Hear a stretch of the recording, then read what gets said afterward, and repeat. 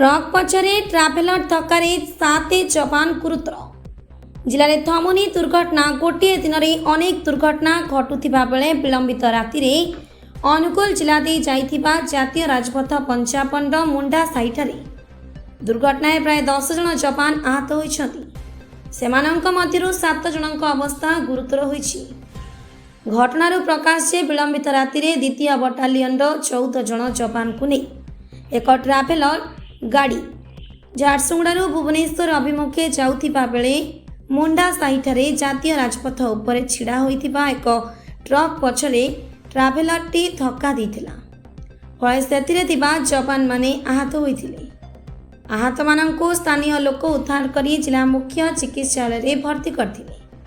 सेमानंक मध्यरु 7 जनक अवस्था गुरुतर रहिथिबा बेले 5 जनकू कटक स्थानांतरित करा जाउछि।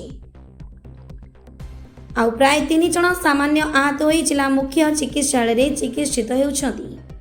ब्यूरो रिपोर्ट अनुकूल टीवी।